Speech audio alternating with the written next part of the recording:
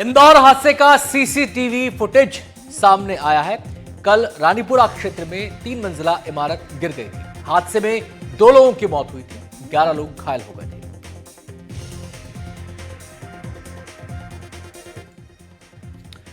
तो इन तस्वीरों में आप देख सकते हैं, ये सीसीटीवी फुटेज आज ही सामने आया है और इस सीसीटीवी फुटेज को देखकर आप अंदाजा लगा सकते हैं कि इमारत कैसे भरभरा कर जमींदोज हो गई। हालांकि इमारत के गिरने से पहले कुछ चिंगारियां नीचे दिखाई दी हैं। अब इसकी वजह क्या है, ये जांच में ही पूरी तरह साफ हो पाएगा। लेकिन 2 लोगों की मौत इस हादसे में हुई और 11 लोग इसमें घायल हैं, जिनका इलाज एमवाय अस्पताल में चल रहा है।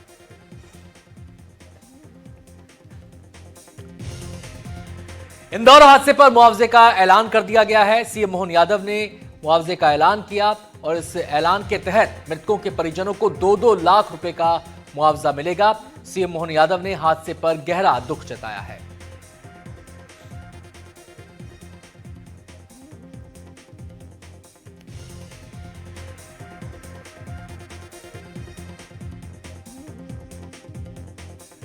तो ये वो सोशल मीडिया पोस्ट है जो सीएम मोहन यादव की तरफ से जारी हुई और इसमें ऐलान किया गया, गहरा दुख इस हादसे पर जताया गया।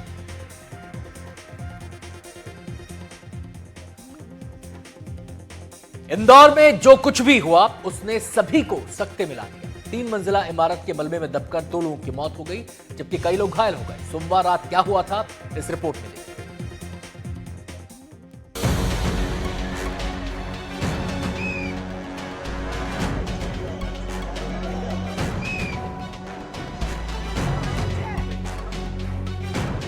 सोमवार रात इंदौर के जवाहर मार्ग का इलाका अचानक ही चीख पुकार से गूंज उठा।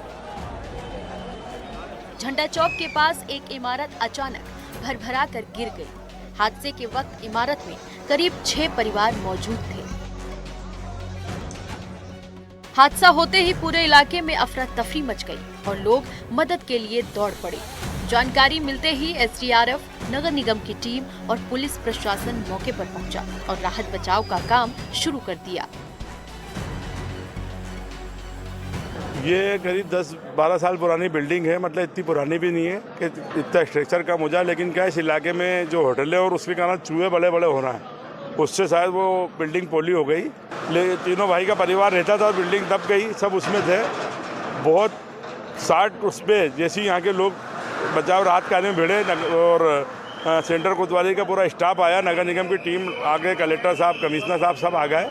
तो 12 लोगों में से 10 को हमने निकाल लिया जिंदा और 2 लोगों का इंतकाल हो चुका। मोहल्ले के तमाम जो लोग थे वो रेस्क्यू में लगे हुए थे। साथ ही प्रशासनिक अमला जो था वो आना शुरू हो गया, तमाम अधिकारी आना शुरू हो गए। फिर हमने जब रेस्क्यू का काम किया तो उसके अंदर जो हमें टूल्स वगैरह लगे वो निगम ने मुहैया करवाए। तो हमने जब अंदर जो कंक्रीट के अंदर छेद करे और जब आवाज़ें लगाई तो और अंदर कुछ लोगों के पास मोबाइल थे तो उन्होंने मोबाइल से अपने परिवार के लोगों को मोबाइल से बात करके और लोकेशन बताई कि हम इस जगह पे फंसे हैं। तो इस तरह से करते करते 11 लोगों को जो है रेस्क्यू किया। रात 1 बजे तक मलबे से 12 लोगों को सुरक्षित बाहर निकाल लिया गया। सभी घायलों को शहर के एमवाय अस्पताल में भर्ती कराया गया, जबकि 2 लोगों की मलबे में दबने से मौत हो गई।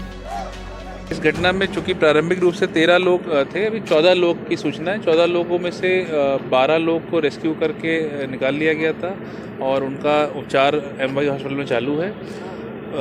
एक बालिका अलीफा जिनको निकाला गया, लेकिन जब वो हॉस्पिटल पहुंची तो उनको ब्रॉड डेथ किया गया और एक फ़हीम जो व्यक्ति हैं जिनको रेस्क्यू किया जा रहा है उनकी भी डेथ रिपोर्ट की गई। तो इस प्रकार से कुल 14 में से 2 डेथ रिपोर्ट की गई हैं और 12 लोग को सक्सेसफुली रेस्क्यू किया गया है, जिनका उपचार अभी एमवाय हॉस्पिटल में चालू है।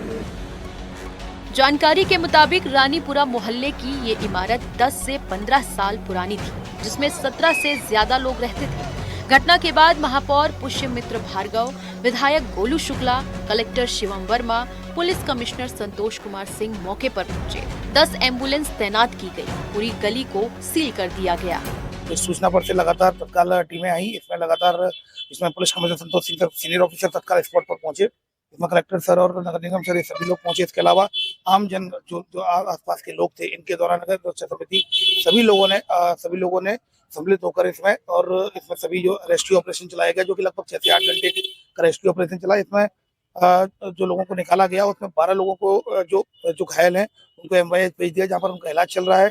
और इसके अलावा अन्य 2 जो थे उनकी दुखद मृत्यु हो गई है, जिसमें कि एक फहीमुद्दीन है जिनकी उम्र 40 वर्ष है और एक अल्फिया है जिसकी उम्र 20 वर्ष है। उनको मृत घोषित कर दिया गया है। हेलो। जानकारी के मुताबिक बारिश के कारण बिल्डिंग में दरारें पड़ गई थी। हादसे के बाद मौके पर एफएसएल की टीम भी पहुंची और जांच के लिए मलबे के नमूने को इकट्ठा किया। अभी जांच चल ही रही है। इसमें प्राइमरी बेसिस पे जो क्लियर हो रहा है कि जो बिल्डिंग है उसकी एक वॉल डैमेज होने की वजह से जो एरिया है पूरा एक तरफा जो डैमेज हुआ है, गिरा हुआ है। तो अभी इसमें बिल्डिंग मटेरियल्स और बाकी चीज़ों की जांच होकर क्लियर हो जाएगा कि लाइफ क्या, उसकी बिल्डिंग की लाइफ क्या थी, कितना टाइम हो गया था, या फिर एक पार्ट ही डैमेज हो रहा तो क्या उसमें कोई ऐसे इशूज़ थे क्या कि वहाँ पे कोई लीकेज था, वाटर लीकेज था, कि एक वॉल डैमेज हुई और बाकी पार्ट जो है एक तरफा गिरी हुई। तो अभी उसमें जांच चली रही। आपको बता दें कि इस घटना ने एक बार फिर शहर में जर्जर और पुरानी इमारतों की स्थिति पर सवाल खड़े कर दिए हैं। पिछले कुछ सालों में इंदौर में इस तरह की घटनाएं कई बार हो चुकी हैं। बहरहाल इस पूरे मामले में जो है अब जांच शुरू हो गई है, एफएसएल की टीम पहुंची है और अब जांच का दायरा बढ़ाया जाएगा और पता किया जाएगा कि आखिरकार इस घटनाक्रम की मुख्य वजह थी तो क्या थी। इंदौर से साजिद खान, एनडीटीवी।